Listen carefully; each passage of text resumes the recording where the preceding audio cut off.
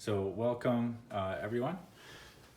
So what we're gonna do here is we're gonna go back through basic electric circuits, fundamentals, terminology, structures, and analysis and design. So we started some of this at the beginning of the year. So a lot of it will be review initially, and then we'll get into some different concepts. But I think you'll find this valuable as a recap, and we're going to take a little bit of a different perspective on it, and so hopefully, really solidify your fundamentals of electric circuits. And so in this first lecture, we're going to redefine some of our terms and some of our structures, and then kind of go through the very basics. So first I have a definition here. It says electricity can be defined as charge flow through a circuit that delivers energy from sources to receivers.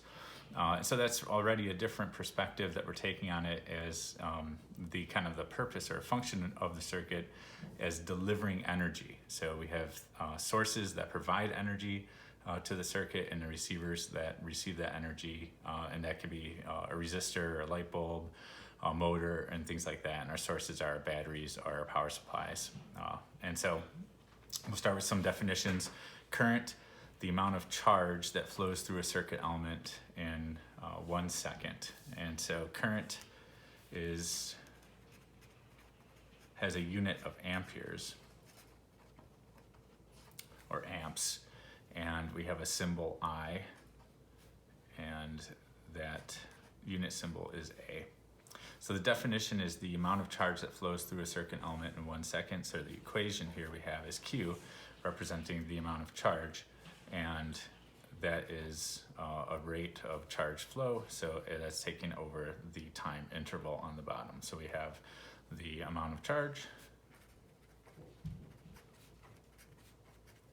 and we have the time interval.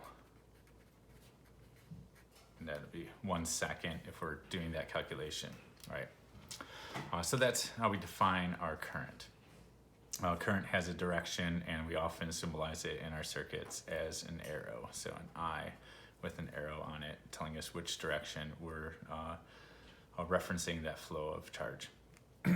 Node voltage. So we talked about nodes before in our class, and I'm just going to define that as at a point in our definition. So at a point in our circuit is our node for right now.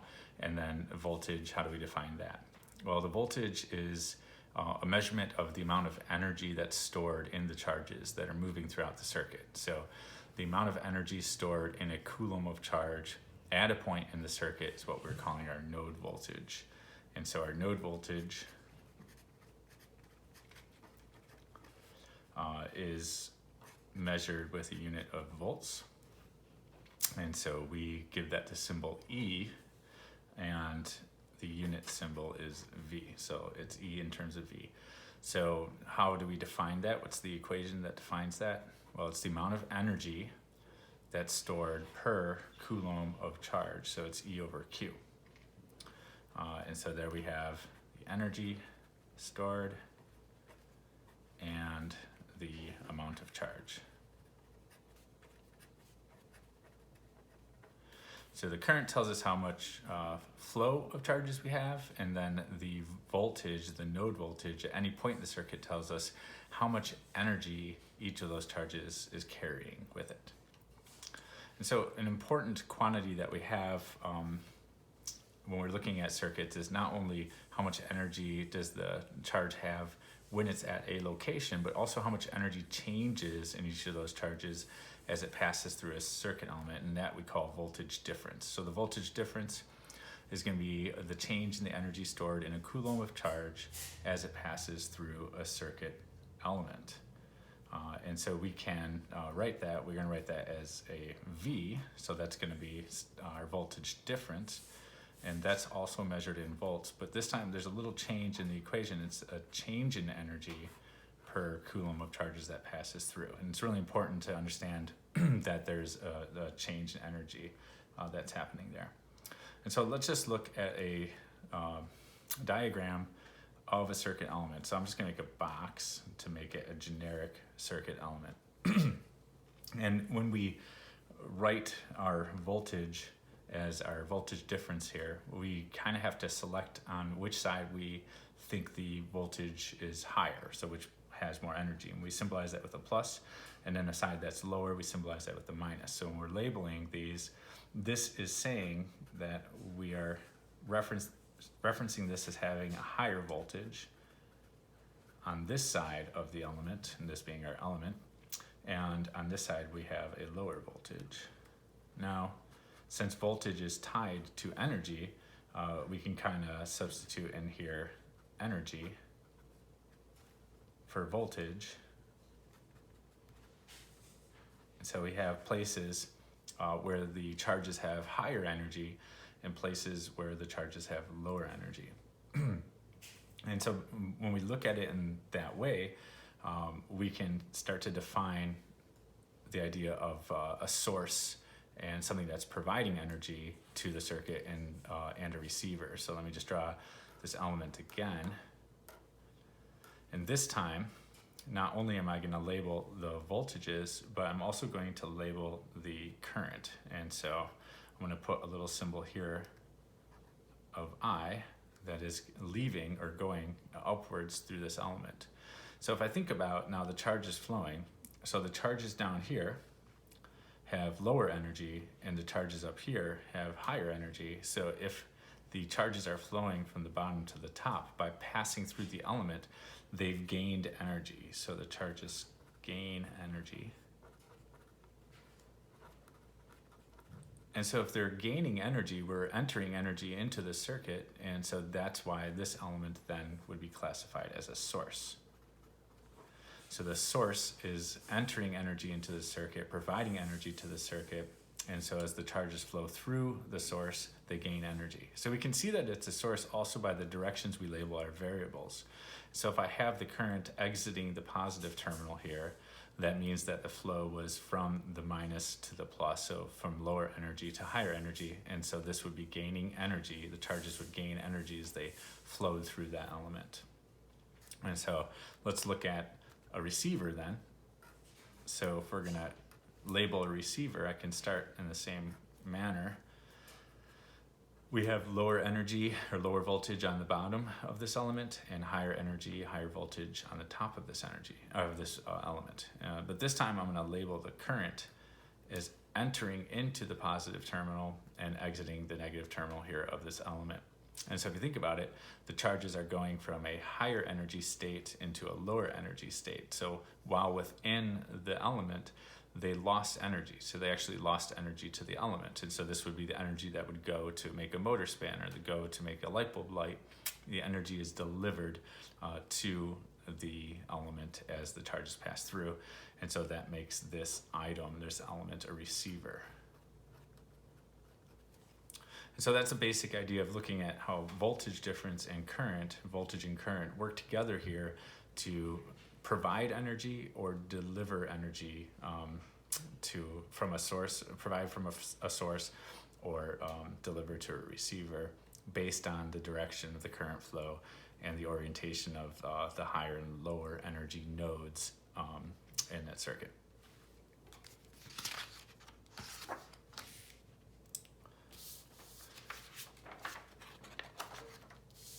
So I want to talk about power because when our circuits are running, they're running continuously. So the charges are continuously flowing through. We're not just taking one group of charges and moving them across and saying, okay, how much energy is delivered? But charges are flowing constantly. So every second that passes, more energy is being entered into the circuit from the source and more energy is being delivered to the receivers. And so the way we track that is with power. So power is the rate at which energy is delivered from a source or to a receiver. And so we write power in terms of watts. And as you remember from your previous experience, this is defined as how much energy is changed, so entered or removed in a time interval. This is also symbolized with a P and a unit symbol of W. So this is the change in energy over the time interval. And something that's interesting to see here then is if we look at our old definitions from the last page, that we have a voltage, or voltage difference I should say, is the change in energy per coulomb of charge, so as it passes through an element. And we also have that the current is the amount of charge that passes through the element per second. So here comes the rate. This is how many charges are passing every second. And here is the amount of energy that is being delivered or received per coulomb of charge. And if we combine these two, we can see that power is just the product of these two quantities. And so just plugging those in for substitution, we got delta E over Q multiplied by Q over delta T. And you can see the Q's will cancel each other out, leaving us with delta E over delta T, which is our definition for power. So to find power in a circuit, the amount of energy delivered or received every second is the product of the voltage difference across the element and the current that is going through the element. So those are our basics. So how do we actually determine what the voltages and currents are in a circuit? So we have sources and we have receivers, and they have different properties. And if we look at these properties that in conjunction as they connect them in the circuit, we can figure out what the voltages and the currents would be, and hence what the power is being provided and delivered into the circuit. So two sources that we identify are the ideal voltage source and the ideal current source. Now the ideal voltage source is shown here as its schematic diagram, and so this would be labeled as voltage source, VS, and we can see that we've defined that the higher energy side is on the top and the lower energy side is on the bottom. So the voltage difference across it here is VS. Since this is a source and we are going to be providing energy to our charges as they move through, that means that the current must be flowing from minus to positive and then out the positive terminal. So we'll label this with a current leaving the positive terminal like that. So some of the properties of the source is that the voltage is constant, so VS is always a constant value, and so that makes it an ideal voltage source. This does not change. And the current is determined by the rest of the circuit, so this value will be determined by whatever else I connect it to. And so you have some experience with this already. When we connect it to a series of resistors or a set of resistors, a combination, a network of resistors, we can use VS with the resistors and figure out what IS would be. The ideal current source is similar, but just that the quantity that remains the same is different. So in this case, this is the constant current, source current IS. It does not change, so the current here is constant. And what does change is actually what is the voltage difference across the circuit. So if I were to then label the source voltage, again, since the current is flowing upwards, we're going to be leaving the positive terminal here, so we want to be flowing in such a way that we gain energy. That's what makes it a source, and by having that here and labeling it that way, we show that. So what determines this voltage that would be provided by the source? It's determined by the rest of the circuit, and we'll look at that further when we as we move along here. So one thing we didn't talk about in our class was the idea of an IV characteristic. This is a current voltage characteristic, and it's a very important kind of tool that is used in circuit analysis. And if you go further into studying electricity and electric circuits, you will definitely be using that. And then the idea of an element equation. So we're going to start with doing that for sources. So element equation is a relationship between the current through the element and the voltage difference across its two terminals. And so if I start with our voltage source here, and we have our source voltage Vs and our source current Is. So what is the relationship between these two quantities? Well, we defined this as being a source that provides a constant voltage independent of whatever the current is doing. The current was provided or determined by the rest of the circuit. So this is just saying that the voltage should be constant at a value Vs. So the element equation here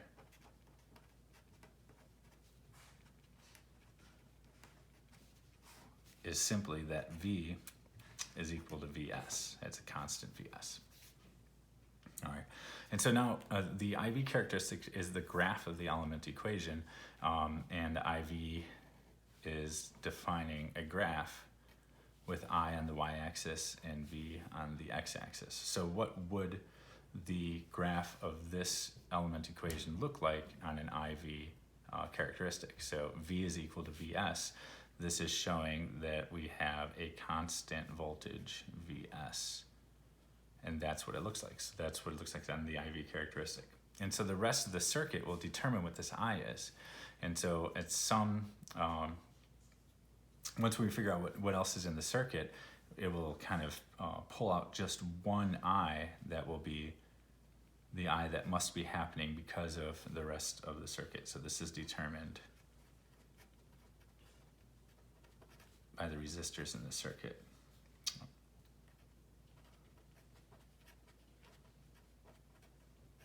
So that's the point, and we call that point the operating point. And so that's how where the circuit is operating. And so that will then define what that source current is.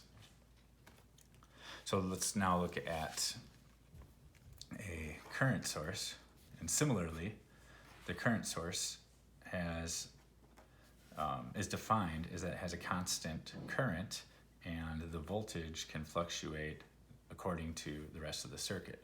So if I look at the element equation here, it is that the current is always the same at this constant Is, the source current. So if I were to graph the IV characteristic, what that looks like is that we have a constant source current, Is, and what this voltage for the source is going to be is determined by the rest of the circuit. So perhaps it's determined to be right here. So this is determined by the circuit. And so then we'll have that operating point and find our voltage source. Now in your experience, again, we normally had circuits like this where we had a voltage source and we had resistors connected to that, and then you simplified the resistive network until you were able to determine what this source current was, and by that case we've kind of determined what that source was providing. And so what are our receivers of energy in our circuit? Well, our main receiver, or a model for our main receiver, is going to be resistor. I also called it conductor here, just because we're going to talk about conductance and resistance, and so I wanted you to see both of those terms. But usually we will just refer to these as resistors, and we'll label them with the letter R when we do that. So how do I draw the voltage and the current on this resistor picture? So this is the schematic, a little zigzag here. Well, if I continue to label this with higher energy on the top and lower energy on the bottom, since this is a receiver of energy, this means that the current must be flowing from the higher towards the lower energy. And so I am going to label the current as entering into the positive terminal and then continuing to flow through to the lower energy. So it's some of the description we have for the resistor here is that the current through the resistor is dependent upon the voltage difference across the resistor. So this I is dependent upon this V, and then the properties of the resistor itself. And as we'll look at it, we can define that as R for resistance and then G for conductance. So I want to start actually this time by looking at the IV characteristic for this resistor. So if I draw the IV characteristic, and I'll actually even extend it here into the fourth quadrant. And so we have an I and we have a V. Now, what has been found through testing of resistors, and they're designed to work this way, is that the IV characteristic for a resistor is linear, but it has a slope that is not infinite like it is for the voltage source, and it's not 0 like it is for the current source, but it's some value. And we can then start to create an element equation for this resistor based on this IV characteristic. And you can see that the more voltage difference you have, the more current that you get through it, and then it has, if 0 voltage difference, there'll be no flow. So like we said, the current is dependent upon this voltage difference. If there's none, there's no flow. And if it's larger, there's higher energy is pushing towards lower energy until you get more flow through any given resistor, and based on this relationship here. So let's start with the equation for a line. And so that is a line, and I'm just going to substitute in for each of these variables. So the y-axis is current. The slope we'll just leave as m right now. The x-axis is our voltage, and then we can see our intercept is 0, so that will go to 0. And so we clean this up to look like this: I equals m times v. So that's the equation, the element equation for this characteristic graph, this IV characteristic. So, well, what is this slope telling us? So if I were to draw another line here with a different slope,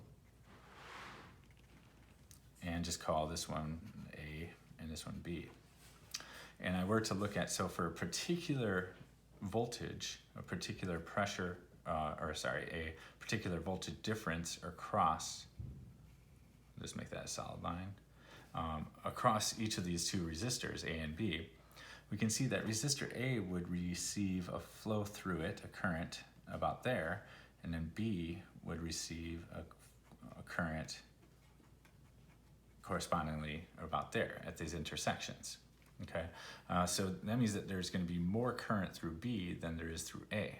So the slope is telling me about how the current is dependent upon that voltage. So if I have a larger slope here, then more current is flowing, or it's easier to have current flow through that resistor than if I had a smaller slope. So as the slope is increasing, it becomes easier to flow, and so that slope is representing what we call conductance. So conductance is how easily the charges will flow through a circuit element. And so if I give the symbol G to conductance, I can rewrite this equation, and this equation then looks like I is equal to G times V. Now this is what we know as Ohm's law. And I know you're saying, whoa, Mr. Stanczyk, that's not Ohm's law. We know what Ohm's law is, we've learned it before. Well, it's because you've learned it in the resistive form. And so what is resistance and conductance? How do they relate? How do those two relate to each other? Well, resistance is defined as how difficult it is to flow through an element, or the hindrance to that. And so we have a relationship that R is 1 over G, or likewise, G is 1 over R. They're inverses of each other.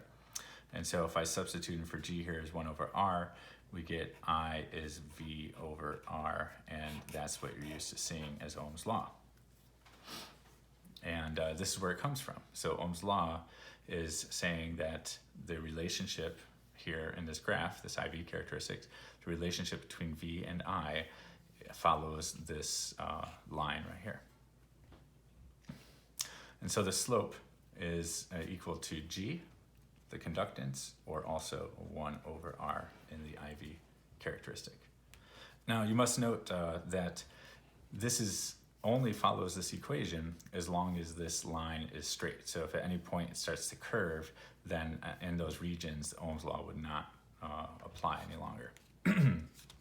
So this is the element equation for a resistor. And we talked about Kirchhoff's laws, and Kirchhoff's laws basically tell us a couple of key things about how current and voltage behave when you start to connect things together. So first we have to define just a couple of terms. A node. A node is a junction where two or more circuit elements connect. And so on our picture right here, any of these kind of places where we have connections between elements is going to be defined as a node. And a loop is any closed path that goes through circuit elements. And so again, on this picture, we'll draw some loops and nodes to help you guys figure that out. And a branch is a term that's used that just means any connection between two nodes. And so this is really synonymous with element. So resistor here, R3 is a branch, R2 is a branch, R1 is a branch. This source is a branch. So whenever that you hear something like branch voltage difference or branch current, they're talking about the currents and the voltage differences across and through these resistors. So Kirchhoff's current law is the first one we're going to look at, and it says basically that flow into a node is equal to flow out of a node.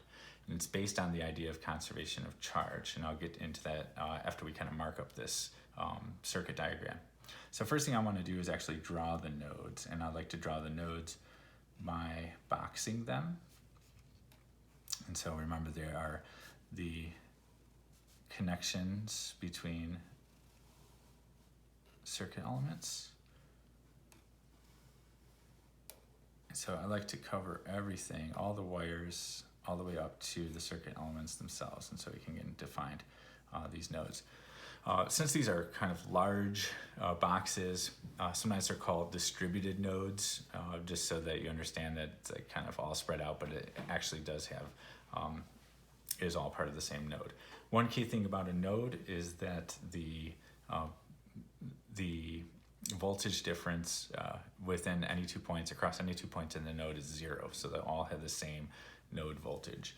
And I like to label them with E's.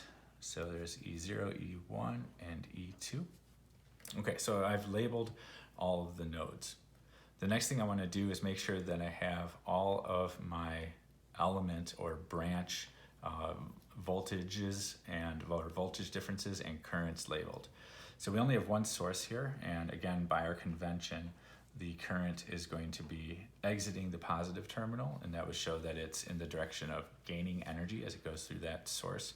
And then I have to label all of my resistors. So now it seems to me that it's gonna, lose energy as it goes around in this kind of way. So I'm gonna predict that by making my pluses and minuses such that they would go to lower voltages. So plus over here, minus here says that this is going to lower voltage, and I call that V1. And so then to be consistent, to show that the direction of the branch current is in the direction of going to lower voltage. And then same thing for I2 and V2, entering now the positive terminal rather than exiting the positive terminal for the source. And then I'll do that here for 3. So I've labeled all of my element quantities or my branch quantities, and so we're ready to kind of talk about the Kirchhoff's current law. So if I look at the nodes at E1, and I'm saying that the flow into the node is equal to the flow out, so that allows me to write a relationship based on Kirchhoff's current law. And so that says that the flow in, IS, into E1, and maybe I should just call this E1 here. The flow into the node is equal to the flow out of the node. So that gives us the relationship that IS is equal to I1. And then if I look at node 2 here, we can see that the flow into the node is just I1, and the flow out of the node is both I2 and I3. And then if I look at the node E3, we can see that the flow into the node is I2 and I3. And then the flow out of the node is the source. Okay, so one of these is redundant, so you only need 2 of them, and the third one just basically connects, is combining the 2 together. So this one didn't need to be written. This would define the situation just fine for this the circuit. Okay, so why does this hold true? What is the basis behind Kirchhoff's current law? Why couldn't you have flow into a node that was bigger than the flow out? Well, I like to kind of look at an analogy with a basketball and airflow. So if I had a tube kind of coming into and out of a basketball, and we were pumping air in and we were pumping air out, if the air in was greater than the air out, what would be happening inside is the air pressure or the air concentration would be getting bigger. And if the air out was greater than the air going in, and the air pressure inside would be getting smaller. And so when we have a circuit that has reached equilibrium, the voltages, these node voltages we defined, they shouldn't be changing. And so this node voltage E1 has a value that's been established. And if I were to pump more charges in than I take out, then this would actually increase the voltage at that node. It would increase the energy at that node, and then this would start to get larger. And so if I look at that, say, in E2, if this was starting to get larger, if we were pumping more in than we were pumping out, then that would also change these currents that are going through these resistors, because that's dependent upon the difference in these node voltages. And so that would mean that the circuit wasn't in equilibrium, it was now changing, the amount of flow was changing.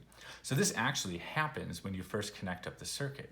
When you connect up the circuit, there are different amounts flowing into the nodes than are flowing out, and it establishes those node voltages because at a certain point, then the flows are equal, and that's when the pressure in that node, the electric pressure, if you will, is at the point where it will no longer change. And so that happens very quickly, but once it happens, we can no longer have that changing. Kirchhoff's voltage law. So the voltage law talks about conservation of energy. And so it's about, let me just mark up these nodes really quickly again. I'm just gonna kind of not box them and just write them right here. So it's the idea of taking a loop around a part of the circuit, and this one's going to go all the way around the outside. We'll call that C. So if I go around the circuit and I start at a certain point, say I start right here, at that point we have a node voltage of E0. And what that means is that the charges here have a certain amount of energy that's associated with that node voltage. Now, if I go to E1, bring these charges to E1, then back to then to E2, and then back down to E0, when they get around to E0 again, to that point, they must have the same amount of charge. They must have the same amount of energy. And so since voltages are tied to energy, the amount of voltage gains that we have as we go around the circuit by going across sources, and the amount of voltage drops that we have as we go around, they must equal each other. And so if they do, then we're back to the same amount of energy per coulomb of charge, and that must be true by conservation of energy. An analogy to this is that if we kind of think about height, and so you gain potential energy, gravitational potential energy, by going up, higher into above the ground. And so this is kind of like our source. So if you were to start here and you were to go uphill, you would gain potential energy. And then as you go downhill a little bit, this would maybe be the first resistor, you have an energy drop, and then you have an energy drop as you go through 2, or you have that energy drop as you go through 3. And so either way, if I go through the source, then through resistor 1, and then resistor 2, that's how I get back down to 0. So the height that I gain must be the drop, the height that I also go down, right? And so the same thing if I go up the source, down 1, and down 3, I'm back at 0. And if I go up 2 and back down 3, I'm back at 0. So the amount of gain that I get must be equal to the amount of drop that I have. And that's what that's showing. So let's go ahead and write equations for these loops. So for loop A, if I start at a point here, the voltage gain I have is going through that source. And so that's Vs, and it must be equal to the voltage drops. So I have a drop here, V1, and a drop here, V2. And I guess I didn't label those, but let's label them, V1, V2, V3. Okay, and if if I go around the loop B, and I'm just going to go around clockwise, starting from the bottom here, this is a gain since I'm going from minus to plus, so that's going to be a higher energy up here, so V2. And then as I come down, we have that equal to V3. And then lastly, going around the outside, I'm going to start again from E0. So I have a gain of going up Vs, minus to plus.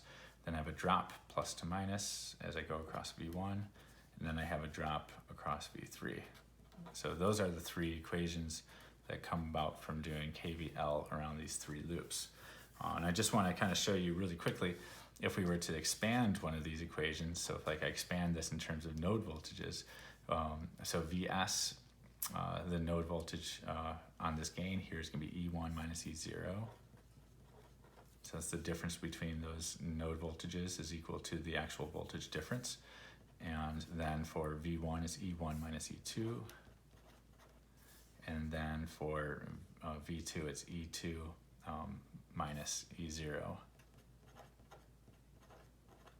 And if we collect all these terms on the left side and set this equal to 0, we have E1 minus E0 minus E1 plus E2 minus E2 plus E0, and that all is equal to 0. And now as you can see, for E1, I have a negative E1.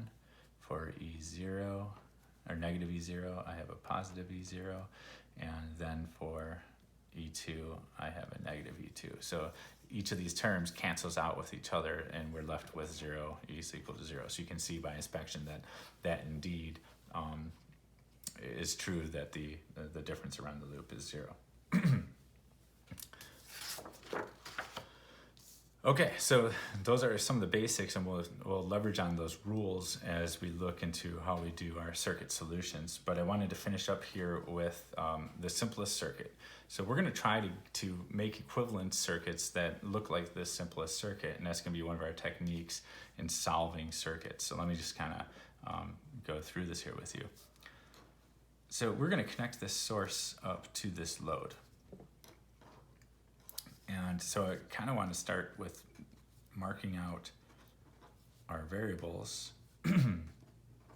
So we have a voltage source Vs with a current source Is flowing that way. And since this is a load, this is a receiver, I'm going to mark it such that it's going to receive this current and go down into lower energy as it passes through the element. And so you notice here that Is is pointing in the same direction as IR, and that's going to kind of help us when we're kind of looking at our IV characteristic. So in the middle here, I'm just going to define V like this and I going like that. And I'm going to draw an IV characteristic here. So if I look at I with the source, I is equal to Is, that just flows right into it right there. And if I look at V compared to the source, this V is across the same two nodes, and so Vs and V are the same. And so we know that the relationship here for the element equation for a source is V equals to Vs. And so if I go ahead and label that on my graph, I have that line. So that's V is equal to Vs. And then I'll look on the other side here, and this is our load part of the circuit. So this is our receiver. And I notice that I is pointing in the same direction as IR, and V, as I've defined it, is the same as VR. So I can graph this on that same graph. And we know the relationship here is that I is V, IR is VR over the value of that resistance R, whatever that is. And so that is a line that looks like this. And so this is I is VR over R. And notice that they intersect. And this intersection point is what we call our operating point.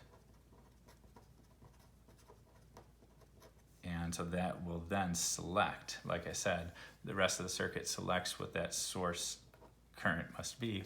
And so there it is, it's selecting what that source current must be. So this is the technique that I'm talking about in terms of we're using an IV characteristic and the graphs of the two IV characteristics that we're going to connect together. This is the source part, this is the receiver part. And if we connect them together, we can see that where their two IV characteristics intersect, that is where the source current must be. Okay. Let me just also write, if we were to kind of now connect these up and use some of our other techniques. So if I go ahead and label this node as E1 and this node as E0, and then we can make a loop around this if we want to as well. Kind of call this A. I know it's getting a little bit marked up right now, but so just bear with me. So I want to write KCL and KVL equations. So the KCL equation here says that IS entering this node is equal to IR. And I don't have to write the second one because it's redundant, right? And the KVL says that VS is equal to VR. So I've established that, and this is a very simple circuit, so whatever current is flowing out of the source flows through the resistor, whatever voltage is across the source is also across the resistor. And we can add to this our element equations. IR is VR over R, that's really the only one we have here, to allow us to then solve the circuit. So I could solve the circuit using the equations, or I can solve the circuit using the graph. They're both basically two different ways of looking at the same set of tools, and that's kind of it. So pretty easy to do. All right, that's it for today.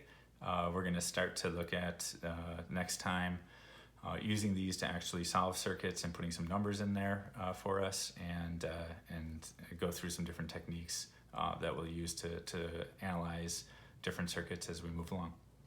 Thanks for listening. Thanks for watching.